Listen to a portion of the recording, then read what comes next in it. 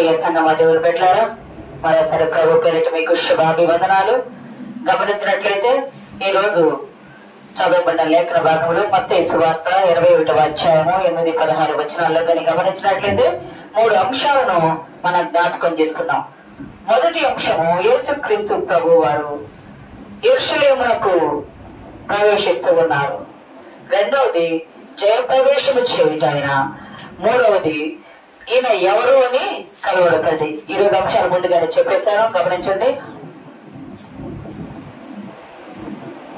21వ అధ్యాయము 2వ వచనం ఒకసారి చదవండి.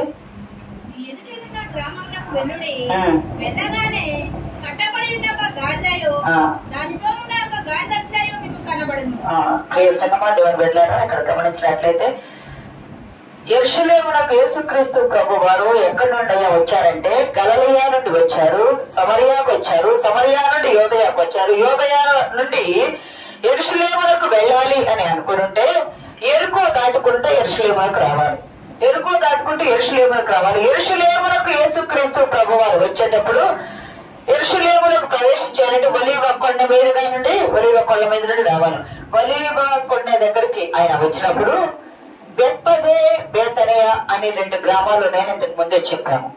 బెత్పగే అంటేనేమో పండని అంజూర పండ్ల గ్రామము అని చెప్పుకున్నాము. రీసంగమా ఖర్జూర పండ్ల గృహము అనేది బేతనియా అంటే చెప్పుకున్నాము.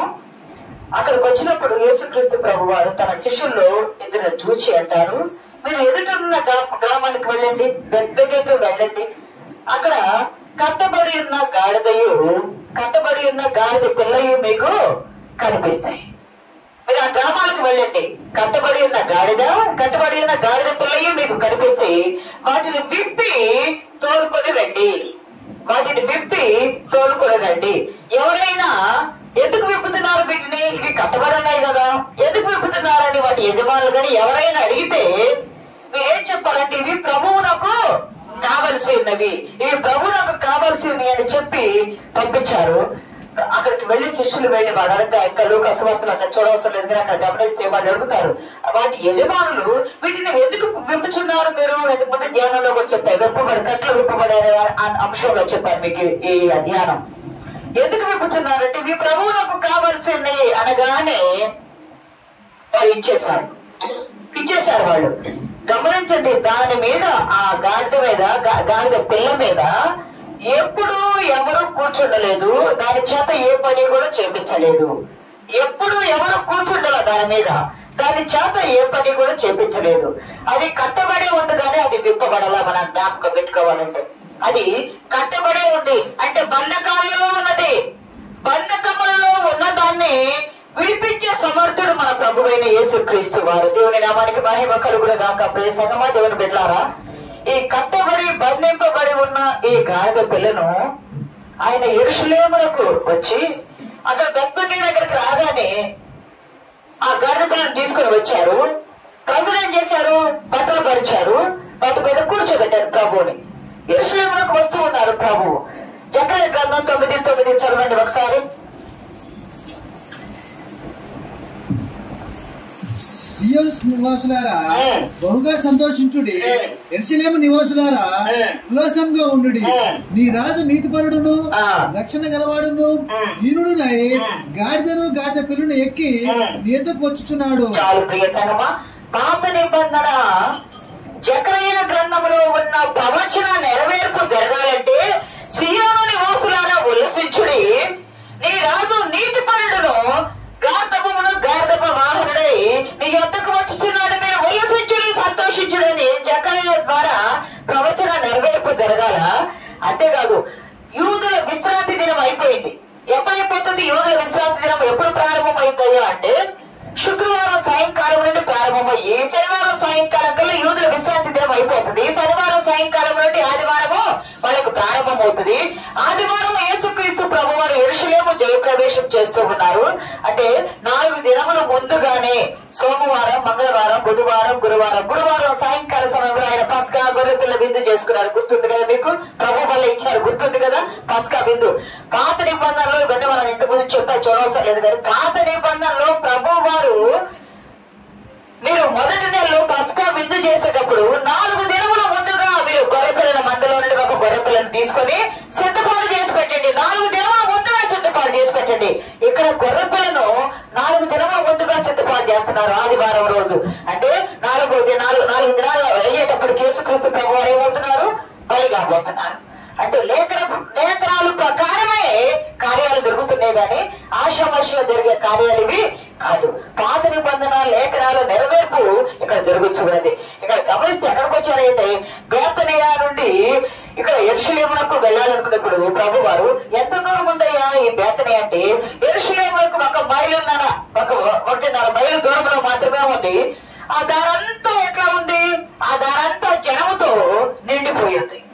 ఆ దారంతా జనము కిక్కిరిసి ఉన్నారు. ఎందుకు కిక్కిరిసి ఉన్నారు అంటే పస్కా పండుగ రాబోతుంది. 4 దినాల్లో పస్కా పండుగ రాబోతుంది. చెప్పారు కదా, ఎక్కడున్న యూదులు అనేవాళ్ళు ఎక్కడున్న సంవత్సరానికి 3 మార్లు అయితే యెరూషలేముకు రావాలి.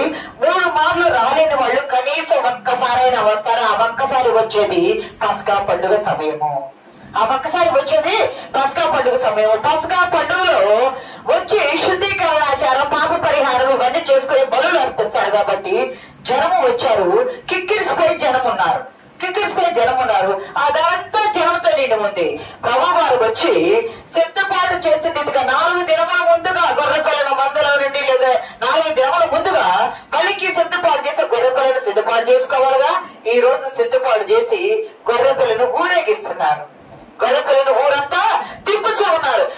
అయితే జనంలో ఒక తొందర ఉంది, ఆతృత ఉంది. ఎందుకుందయ్యా అంటే ఎక్కడెక్కడున్న ప్రజలంతా విన్నారు. ఏమని విన్నారు?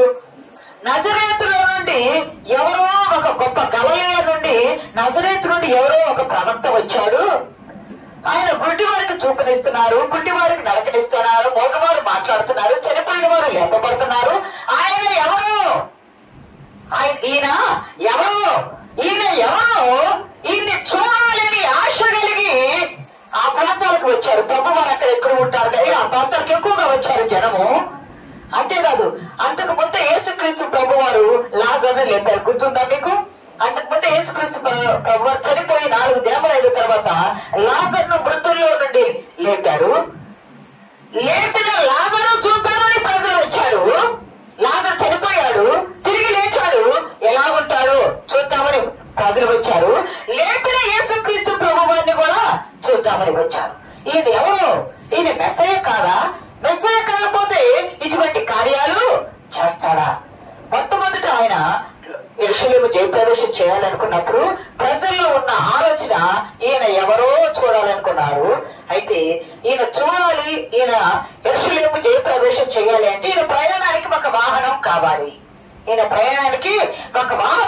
కాబట్టి ఆ వాహనాల కొరకు గాడిదను తీసుకురమ్మన్నారు. యెషయా గ్రంథము 62వ అధ్యాయము 11వ వచనం చదవండి ఒకసారి. యెషయా గ్రంథము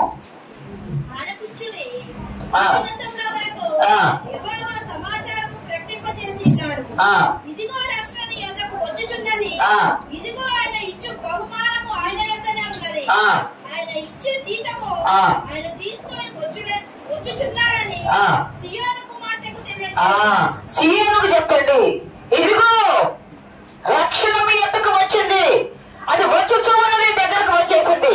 యేసు అంటే రక్షణే కదా, రక్షకుడే కదా. ఎక్కడికి వచ్చింది? సియోనుకు వచ్చింది. తెలుసుకోండి, ఈ రోజు మీకోసం విమోచన పొందడానికి, విమోచించడానికి మిమ్మల్ని ఆయన విమోచకుడుగా మీ యొద్దకు వస్తూ ఉన్నాడు. సియోను నివాసులారా, ఆయన మీ యొద్దకు వస్తూ ఉన్నాడు. ఇదే మత్తయి సువార్త 21:5-7 వచనాల్లో అదే ఉంటుంది. చూడండి ఒకసారి.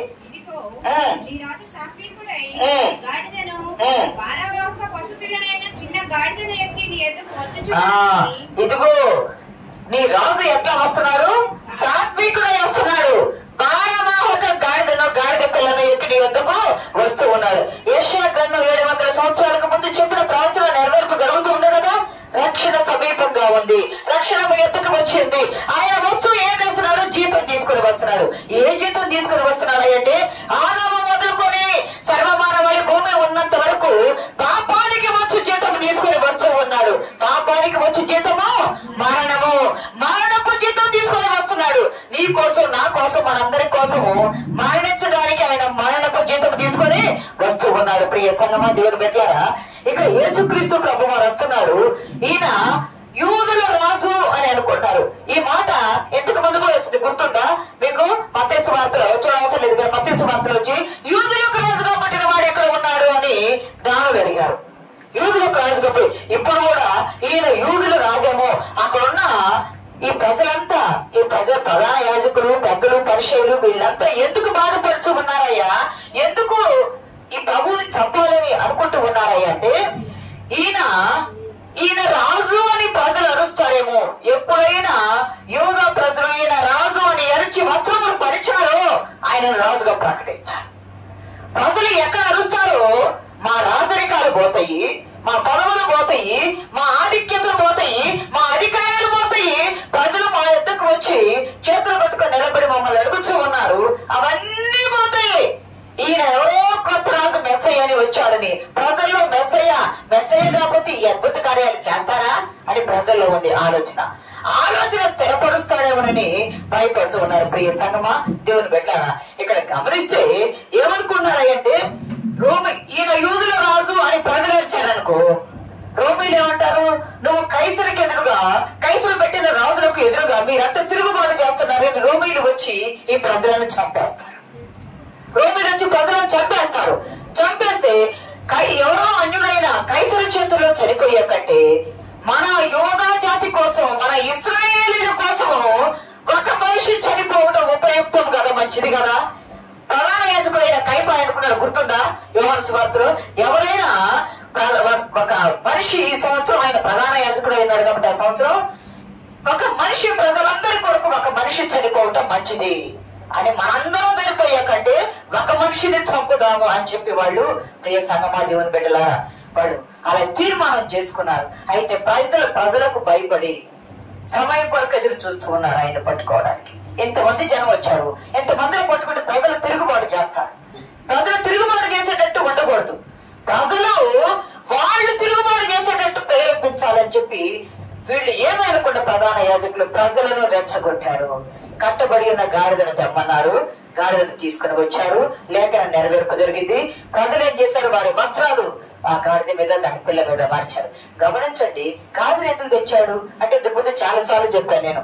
గాడిద తీసుకురావడం ఉద్దేశం నిర్గమాకాండం 34 వచ్చాము 20 వచ్చిన ఒక మాట చూడండి.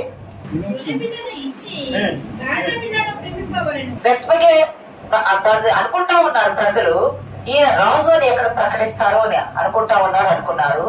గాడిదను తీసుకొని వచ్చారు. ఎందుకు గాడిదను తీసుకొని వచ్చారా అంటే, కట్టబడిన గాడిదను గనుక విప్పకపోతే, విడిపించకపోతే, తొలిచూలు గాడిద పిల్ల పుట్టిందనుకో, మేకల్లో, గొర్రెల్లో, గెడ్లలో, పశువుల్లో దేనిలో తొలిచూలు పుడితే దేవాలయానికి తీసుకెళ్లి ప్రతిష్ఠించుకుంటారు. కానీ గాడిదలో పుట్టిందనుకో, దాన్ని ఏం చేస్తారు, గిట్టలు వచ్చినది, అపవిత్రమైంది, కానీ దాన్ని వాడుకోవడానికి ఉపయోగించుకోవచ్చు. ఎలా వాడుకుంటారా అంటే, దేవాలయానికి తీసుకెళ్లి తొలిచూలు పుట్టిన గాడిద పిల్లను, దానికి బదులు గొర్రె పిల్లని ఇస్తారు దేవాలయానికి. గొర్రె పిల్లనిచ్చి మా గాడిద పిల్లను మేము వెల ఇచ్చి విడిపించుకున్నాం. విడిపించుకోలేదనుకో, ఎవరైనా విడిపించుకోలేని వాళ్ళు ఉంటే, విడిపించుకోకపోతే గాడిద పిల్ల మెడను విరగదీసి చంపేస్తారు. యేసుక్రీస్తు ప్రభు వారు బంధకాల్లో ఉన్న వారిని విడిపిస్తా అన్నారు కదా, మనుషులనే కాదు, బంధకాల్లో కట్టబడి ఉన్న గాడిద పిల్లను కూడా ప్రభు వారు చివరిసారి విడిపిస్తూ ఉన్నారు. ఎందుకంటే అది మెడ విరగదీసి చంపబడే స్థితిలో ఉన్నదని. ఆ చంపబడేదాన్ని విరగదీసి దానికి బదులు గొర్రెపిల్ల ఇవ్వాలి కదా. కానీ ఈయనే లోక పాపమును మోసుకొని పోవు దేవుని గొర్రెపిల్ల. ఆ గాడిదకు బదులు ఈయనే గొర్రెపిల్ల అయ్యి ఈయనే బలి ఇవ్వడానికి వచ్చారు. ప్రియ సంగమా, దేవుని బిడ్డలారా, ప్రభు మొదటిది గాడిదను, బంధింపబడిన గాడిదను విడిపించారు. ఎందుకు విడిపించారు అంటే, అది చంపబడటానికి సిద్ధంగా ఉంది. దాన్ని చంపడం ప్రభు నాకు ఇష్టం లేదు. దానికి బదులు ఆయనే గొర్రెపిల్లగా బలి అయిపోయారు. రెండవ అంశానికి వెళ్దాము. రెండవ అంశంగా నేను చూసినట్లయితే ఇదే 21:9 వచ్చిన చదవండమ్మా. జనసమూహములలో ఆయనకు ముందు వెళ్ళుచుండిన వారిను, వెనుక వచ్చుచుండిన వారిను, దావీదు కుమారునికి జయము, ప్రభు పేరిట వచ్చువాడు స్తుతింపబడును గాక. ప్రియ సంగమా, ఇక్కడ యెరూషలేము జయ ప్రవేశం చేస్తూ ఉన్నారు. ఎక్కడి నుండి వస్తున్నారయ్యా? ఒలీవల కొండ, బెత్పగే, బేతనే ఆ ప్రాంతముల నుండి కింద నుండి పైకి యెరూషలేమునకు కొండకు వెళుచు ఉన్నారు. ఆయన ఎట్లా వెళ్తున్నారయ్యా? గాడిదను తీసుకొచ్చారు, గాడిద పిల్లని తీసుకొచ్చారు. గాడిద పిల్ల మీద ఆయన కూర్చున్నారు. దాని మీద ఎప్పుడు ఎవరు కూర్చుంటారా, దాని చేత ఏ పని చేయించలా, ప్రశస్తమైనది, పరిశుద్ధంగా ఉంచబడింది. అంటే ఏ బలినాలు దాని మీద లేవు. వేయలేదు, ఏ మురికి వేయలేదు, ఏ బరువు వేయలేదు, ఏమి మోయలేదు. దాని చేత ఏ పని కూడా చేయించలేదు, ఏ పని కూడా చేయించలేదు. ప్రభువుని మోయిట కొరకే అది ఏర్పాటు చేయబడింది. ప్రభువుని తీసుకొని వచ్చి దాని మీద వారి బట్టలు వేయగా ప్రభు వారు దానికి వచ్చినారు. మరి తల్లిని ఎందుకు దొరుకుని వచ్చారా అంటే మొదటిసారి అది పనికి వాడబడుతుంది. పరలోక రక్షకునికి అది పనికి వాడబడుతుంది. పనికి వాడబడేటప్పుడు అది గమనించండి, తల్లిగానే లేకపోతే ఎటు పడితే అటు వెళ్ళటానికి ఆస్కారం ఉంటుంది. తల్లి ఉంటే తల్లి ప్రక్కనే విధేయతతో నడవడానికి ఆస్కారం ఉంటుంది. తల్లి పక్కన ఉన్నది, దాని మీద కూర్చోబెట్టి నడుస్తూ ఉన్నారు. గమనించినట్లయితే ప్రజలందరూ తమ బట్టలు గాడిద మీద వేశారు. తమ బట్టలను ఎక్కడ వేశారంటే కింద పరిచారు. గమనించారు, చదవండి ఆ మాట. వాటి మీద తమ బట్టలు వేయగా ఆయన బట్టల మీద కూర్చుండెను. అనేకులు తమ బట్టలు దారి పొడవునా పరిచారు. జన సమూహములో జనులు ఏం చేశారు? ఈయన రాజే, ఈయన మెస్సయ్యే, ఈయన దావీదు కుమారుడే, యెరూషలేము జయ ప్రవేశం చేస్తాడు. ఎట్లా ఉందో తెలుసా? రాజు సింహాసనం ఎక్కేటప్పుడు ఆయన గెలిచిన తర్వాత జయ ప్రవేశానికి తీసుకొస్తారు, చూసారా? అలాగూ ఈయన విజయానికి వెళ్తూ ఉన్నాడు, సిలువ మరణానికి వెళ్తూ ఉన్నాడు, సిలువలో విజయం పొందబోతున్నాడు. దేవుని నామానికి మహిమ కలుగును గాక. బట్టలు పరిచారు, మట్టలు నరికి తీసుకుని వచ్చారు. మీరు గమనించారా? ఇది ఒలింపిక్ గేమ్స్ జరిగేటప్పుడు దాని దగ్గర ఇవ్వబడిన సింబల్ చాలా సార్లు చెప్పాను. ఒలీవ ఆకులతో ఉండి సింబల్ ఇలాగా ఒలీవ ఆకులతో ఉంటది. ఒలీవ ఆకులతో ఎందుకుందయ్యా అంటే అది విజయానికి గుర్తు. అది విజయానికి గుర్తు, విజయానికి సంకేతంగా దాన్ని పెడతారు. యేసుక్రీస్తు ప్రభు వారి కూడా ఖర్జూరపు బట్టలు, ఈత బట్టలు, ఇక్కడ ఈ ఒలివ కొమ్మలు నరికి దారి పొడవున మరిచారు. దావీదు కుమారుడా హోసన్నా నీకు జయము. హోసన్నా అనే మూల భాషకు అర్థం ఏమిటంటే సేవ్ మీ, రక్షించు, మమ్మల్ని రక్షించు. హోసన్నా అనే మాటకు అర్థము మమ్మల్ని రక్షించు అని అర్థము. ఎవరి నుండి రక్షించాలి? ఎవరి నుండి రక్షించాలి అంటే అన్యులైన రోమీల పాలనలో ఉన్నామయ్యా మేము, అన్యులైన రోమీల పాలనలో ఉన్నాము, వారి చేతి కింద నుండి మమ్మల్ని రక్షించాయా.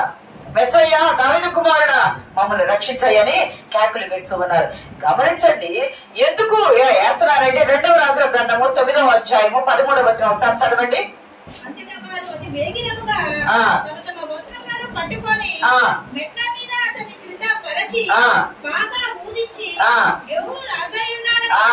ఇక్కడ గమనించినట్లయితే ఆహాబు అనే అతని దగ్గర సైన్యాధిపతులుగా ఉన్నారు వీళ్ళంతా. యెహోవా అనే అతను ఒక వ్యక్తి ఉన్నాడు. దేవుడు చెప్పాడు ఇతను పాపం చేశాడు, వీళ్ళ కుటుంబం అంతా కూడా నశించిపోబోతుంది, యెహోవాని రాజుని చెయ్యి అని చెప్పారు.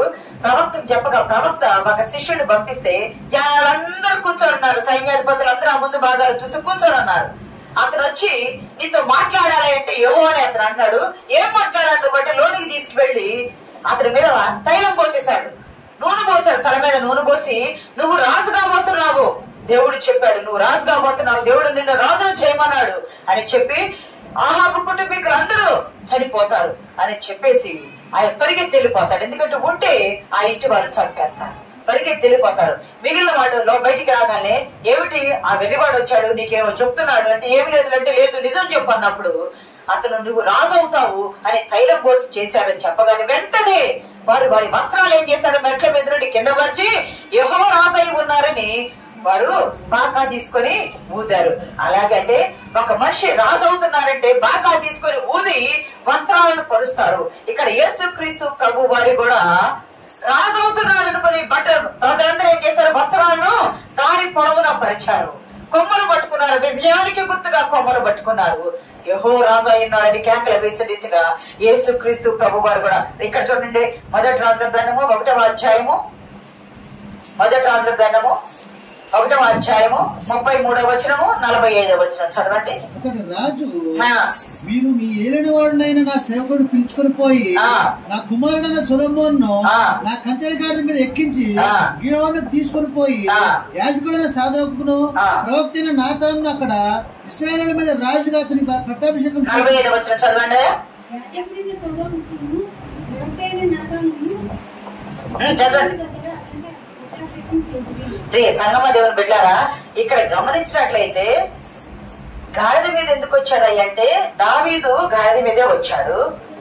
గాడిద మీద ఎందుకు వచ్చారయ్య అంటే దావీదు కుమారుడైన సొలొమోను గాడిద మీదే వచ్చారు, కంచర గాడిద మీదే వచ్చారు.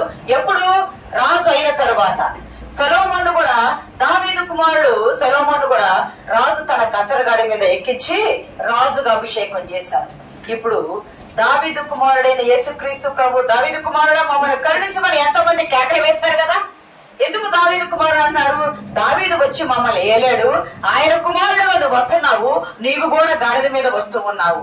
మెస్సయ్య అంటే ఎట్లా వస్తారయ్యా అంటే గుర్రం మీద వస్తారు, యుద్ధాలు చేస్తారు, వీళ్ళతో యుద్ధం చేసి మమ్మల్ని విడిపిస్తారని ఎదురు చూసిన ప్రజలకు సాధువై గాడిద మీద దీనుడై వస్తూ ఉన్నాడు యేసుక్రీస్తు ప్రభు వారు. యుద్ధము చేయడానికి రావట్లా, బలి కావటానికి బలి పశువుగా వస్తూ ఉన్నారు, దీనుడై వస్తూ ఉన్నాడు.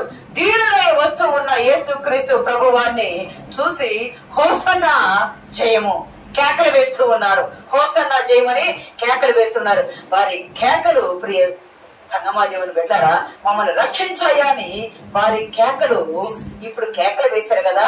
ఇదే ప్రజలు గురువారం వచ్చేటప్పటికి, ఈ రోజు ఆదివారం జయప్రవేశం చెప్పిస్తున్నారు, గురువారం వచ్చేటప్పటికి సిలువ వేయండి, సిలువ వేయండి అని కేకలు వేశారు. వారి కేకలే గెలిచినాయి, వారి కేకలే గెలిచినాయి. గమనించండి, ఆయన గాడిదను విడిపించి గాడిద మీద వచ్చాడు, సాధువై వచ్చాడు, దీనుడై వచ్చాడు, ఆయన నీతిమంతుడై వచ్చాడు, రాజై వచ్చాడు, మెస్సయ్యగా వచ్చాడు, నిన్ను నన్ను సర్వ మానవాళిని విడుదల చేయడానికి వచ్చాడు. యెరూషలేము రాజుగా ఆయన వెళ్తూ రాజుగా యెరూషలేమునకు వెళ్ళాడు. గురువారం వచ్చేటప్పుడు కల్లా సిలువ మోసుకుంటూ సిలువ మీద సిలువ సింహాసనం ఎక్కటానికి ఆయన సిలువ మీద రాజుగా వస్తూ ఉన్నాడు, సిలువను మోస్తూ వస్తూ ఉన్నాడు, సర్వ మానవాళి పాప భారాన్ని మోస్తూ వస్తూ ఉన్నాడు. ప్రియ సంగమ యెషయా గ్రంథము 29వ అధ్యాయము 13వ వచనం ఒకసారి చూడండి. ప్రభువు ఇలాగు సెలవిచ్చి ఉన్నాడు, ఈ ప్రజలు నోటి మాటతో నా యొద్దకు వచ్చుచున్నారు, పెదవులతో నన్ను కనపరుచుచున్నారు గాని తమ హృదయమును నాకు దూరముగా చేస్తున్నారు. ఈ ప్రజలు ఎలా వచ్చారయ్యా? ఈయనెవరో కొత్త ప్రవక్త వచ్చాడు, గలిలయ నుండి నజరేతు నుండి వచ్చాడు, అందరికి ఆహారం ఇస్తున్నారు, అందరినీ బాగు చేస్తున్నారు, చనిపోయిన వారిని లేపుతున్నారు, రోగుల్ని స్వస్థతలు ఇస్తున్నారు. ఈయనెవరో, ఈ ప్రవక్త ఎవరో అనుకుని వచ్చారు. ఈయన మెస్సయ్య కాకపోతే ఇంకెవరో అనుకున్నారు. ఈయన దీనుడై గాడిద మీద వచ్చేటప్పటికి ప్రజల్లో నిరుత్సాహం వచ్చేసింది. గుర్రం మీద వచ్చి యుద్ధం చేయలేదే, ఈయన నన్ను మనుషుల కుమారుడు పట్టబడుతున్నాడు, సిలువ మరణానికి వెళ్తున్నానని చెప్తూ ఉన్నాడే, అది నచ్చలా ప్రజలకు. సిలువ మరణం వరకే వెళ్ళటానికి నచ్చలా, దానిలో ఉన్న మర్మము లోతు వారు తెలుసుకోలేదు, వాళ్ళు తిరుగుబాటు చేశారు. ఇదిగో ఎలా వస్తున్నాడయ్యా ప్రజలంటే, దీనుడై వస్తున్నాడంటే ఈ మాటలన్నీ విన్నారు, చెవులతో విన్నారు, కన్నులతో చూశారు, హృదయంలో గ్రహించుకోలేక వారి కన్నులు మందమై హృదయము మందమయ్యి క్రోబిన వారి వలె అయిపోయారు. ప్రియ సంగమా దేవుని బిడ్డలారా, ఇవన్నీ విమోచకుడు ఆయన నిన్ను విడిపించడానికి వచ్చాడు. ఆయన యుద్ధము చేయడానికి రాలేదు. రెండవ రాకల్లో వచ్చేటప్పుడు యుద్ధము చేయడానికి వస్తాడు, తీర్పు తీర్చడానికి వస్తాడు. అప్పుడు ఉంటది కానీ ఇప్పుడు ఉండేది కాదు. ప్రియ సంగమా, ఇదే ఇందాక మనం చదివిన కీర్తన గ్రంథం 118, 25, 26 వచనాలుంటే ఒకసారి చూడండి. యెహోవా దయచేసి నన్ను రక్షించుము, యెహోవా దయచేసి అభివృద్ధి కలిగించుము, యెహోవా పేరిట వచ్చేవాడు ఆశీర్వాదవంతుడు గాక, యెహోవా మందిరములో నుండి మిమ్మల్ని దీవించుచున్నాను, యెహోవాయే దేవుడు, ఆయన మనకు వెలుగును అనుగ్రహించి ఉన్నాడు. సంగమా, యెహోవా పేరిట వచ్చేవాడు ఆశీర్వదించబడు గాక. యెహోవా పేరిట ఎవరు వస్తున్నారు? యేసుక్రీస్తు ప్రభు వారు వస్తూ ఉన్నారు, జయ ప్రవేశం చేస్తూ ఉన్నాడు. యెరూషలేమును దేవుడు కోరుకున్నాడని లేఖనాల్లో ఉంది కదా, పాత నిబంధనలో ఉంది కదా. యెరూషలేమును దేవుడు కోరుకున్నాడు. ఆ కోరుకున్న యెరూషలేమునకు యెరూషలేము రాజు వస్తూ ఉన్నాడు. ఆ కోరుకున్న యెరూషలేము రాజు వస్తూ ఉన్నాడు. ఆ రాజును ప్రజలు ఆహ్వానం పలికారు. ఆ రాజుని 4 రోజుల తర్వాత సిలువకు అప్పగించారు. 3వ అధ్యాయం చూస్తున్నాం చూడండి, 21:10 చదవండి. ఈయన ఎవరు అని కలవరపడ్డారు. ఎప్పుడు పడ్డారు కలవరం? ఇప్పుడైనా కలవరపడింది? ఇప్పుడే కాదు, ఇంతకు ముందు కూడా కలవరపడ్డారు.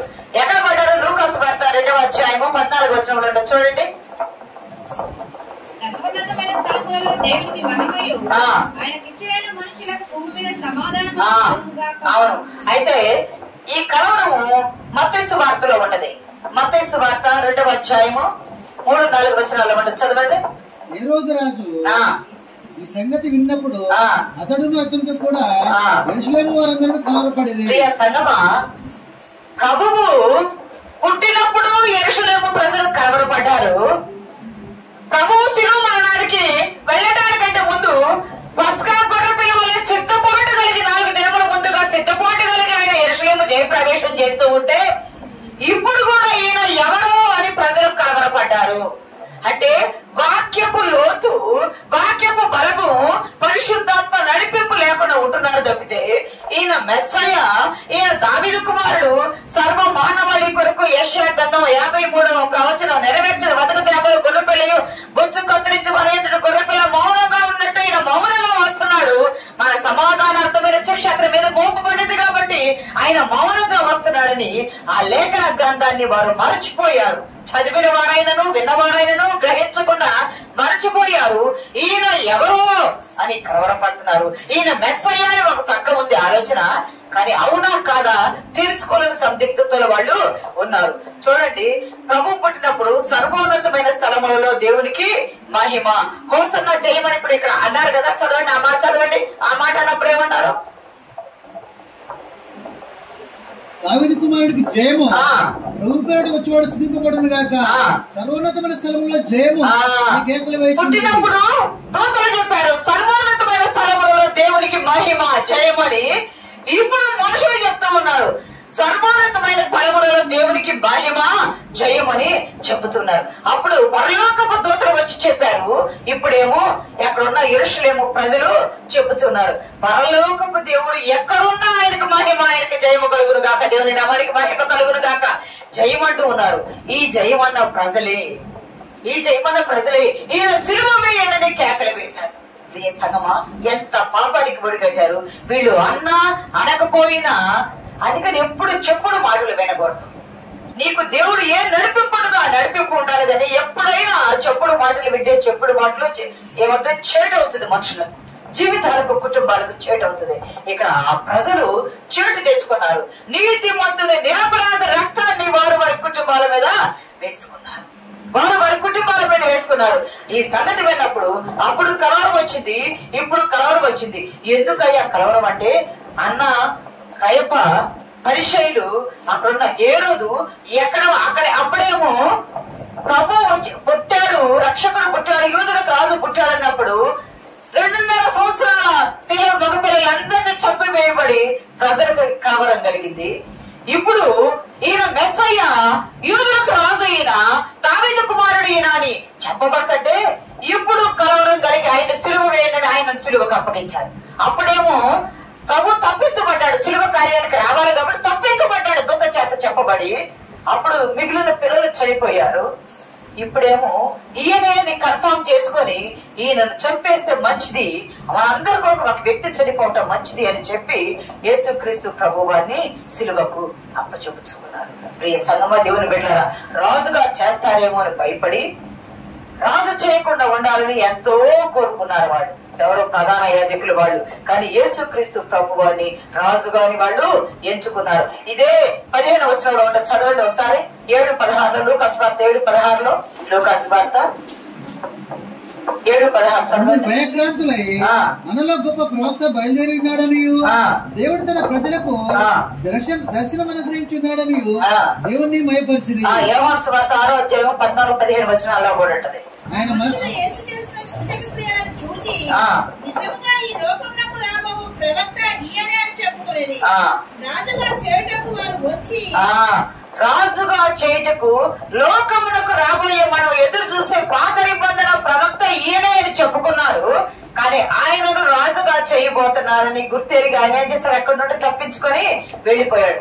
అప్పుడు రాజుగా చేస్తే సిలువ మరణం పొందే సమయము కాదు అది. సిలువ ఆయన నువ్వు రాజు అంటే నువ్వు అన్నట్టు నేను రాజునే, కానీ నా రాజ్యం ఇది కాదన్నారు కదా. ఆయన రాజుగా అభిషేకించబట్టానికి రాలా. కానీ గమనించండి, ఒక రాజు నువ్వు ఏ అధికారం చేస్తున్నావయ్యా, ఇవన్నీ ఏ అధికారంతో చేస్తున్నావా అని వాళ్ళందరూ అడిగినప్పుడు ప్రభు చెప్పులు ఏ అధికారంతో చేస్తున్నాను, సమూయేలు సౌలుని దావీదుని తైలం పోసి అభిషేకించి రాజులుగా చేశారు. ప్రవక్తలు ఎవరైనా ఏదైనా చేయాలంటే తైలం పోసి అభిషేకించి రాజులుగా, యెహోవాను కూడా తైలం పోసి అభిషేకించి రాజులుగా చేశారు. యేసుక్రీస్తు ప్రభు వారికి ఎవరు తైలం పోసి అభిషేకం చేయలా? చేశారు? ఎవరైనా ఎక్కడైనా చేసినట్టుందా? ఎక్కడా చేయలా. ఆయన క్రీస్తు అంటే పరలోకము నుండి అభిషేకించి పంపబడ్డవాడు. అభిషేక్తుడు ఆయన. ఎవరు అభిషేకించారు? తండ్రి అభిషేకించి ఆయన్ని పంపించారు. ప్రియ సంగమా, అభిషేకించి పంపించబడ్డ దావీదు కుమారుడైన యేసుక్రీస్తు ప్రభువారు నిన్ను రాజుగా చేస్తామయ్యా అన్నప్పుడు తప్పించుకుని ఆయన వెళ్లిపోయారు. ఆయన రాజుగా చేయడానికి రాలేదు.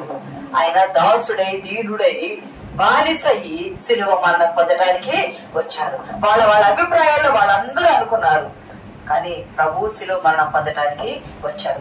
ఎందుకు యెరూషలేము జయప్రవేశం చేశారయ్యా ఈ రోజు అంటే, ఒకటి బంధింపబడిన గాడిదను విప్పడానికి, విప్పి దాని కొరకు ఈయన గొర్రె పిల్లగా బలవబోతున్నాడు. ఇంకోటి ఏంటంటే 4 దినాలు ముందుగా సిద్ధపాటు చేసి పెట్టాలి. 4 దినాల ముందుగా గొర్రె పిల్లలను బలికి సిద్ధపాటు చేసి పెట్టాలా? 4 దినాల ముందు ఈ రోజు సిద్ధపాటు చేసి పెడుతున్నారు. రెండవది, రాజుగా యెరూషలేము జయ ప్రవేశం చేస్తున్నారు. ఎందుకంటే సిలువ సింహాసనం మీద ఆయన రాజుగా ఉండబోతున్నాడు.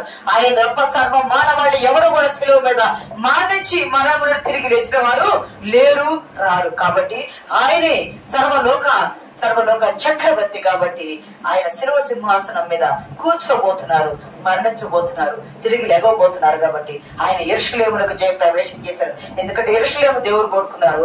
ఆ యెరూషలేములో ప్రభు వారు శిలువ మరణము పొందాల. ఎందుకయ్యా ఈయన్ని యెరూషలేముకు వచ్చి జయ ప్రవేశం చేశారంటే, ప్రవచన నెరవేర్పు జరగాల. ఈయన ఎవరో అని ప్రజలు ప్రవక్త అనుకుంటారు కదా. ఈయన ఎవరు అంటే, ఈయన ప్రజలను రక్షించడానికి వచ్చిన రక్షకుడు. ఈయన ప్రజలు రక్షించడానికి వచ్చిన రక్షకుడు. ఆ రక్షణ సర్వ మానవాళి. ఆ రాటి ఇజ్రాయేలు ప్రజలే కాదు, సర్వ మానవాళి. యేసుక్రీస్తు అందరికి ప్రభు. అపొస్తలుల కార్యాలు 10:30 అంటాడు కదా. యేసుక్రీస్తు అందరికి ప్రభు, సర్వ మానవాళి కొరకు వచ్చారు. ఎరిగిన వారు, నమ్మిన వారు రక్షించబడతారు, నమ్మని వారికి శిక్ష విధించబడింది.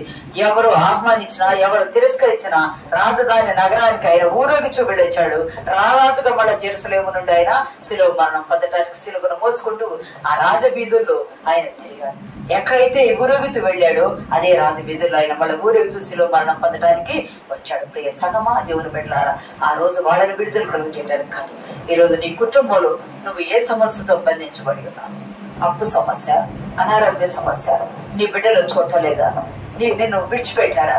దిక్కులేని వాడిగా, దిక్కులేని దానిగా ఒంటరిగా నువ్వు ఉన్నావా? ఏ స్థితిలో నీవు ఉన్నా, చదువుల కోసమని, ఉద్యోగాల కోసమని, పిల్లల చదువుల కోసమని, గృహాల కొరకని, ప్రతి సమస్య, ప్రతి బంధకము, ప్రతి కట్టలో కట్టబడి ఉంటే నోరు లేని గార్ధవాన్ని గాడిదను విడుదల కలిగి చేసిన దేవుడు. అది ప్రభువుకి ఎక్కడ ఏముందో తెలుసు, ఎప్పుడు ఏమి విప్పాలో తెలుసు. అది కట్టబడిందని తెలుసు, దాన్ని విప్పాలని తెలుసు. ఆ కట్టబడిందని విప్పడానికి ఆయన యెరూషలేము జయ ప్రవేశము చేశాడు. ఈ రోజు నీ జీవితంలోకి వస్తున్నాడు ప్రభు. ఈ రోజు నీ కుటుంబంలోకి వస్తున్నాడు ప్రభు. నువ్వు దేని చేత బంధించబడి ఉన్నావు అది నీకు మాత్రమే, నీ దేవునికి మాత్రమే తెలుసు. ఆ బంధకాలన్నీ విప్పుడుకు పరిశుద్ధాత్మ దేవుడు మనకు సహాయం దయచేయగలడు. ఆమేన్.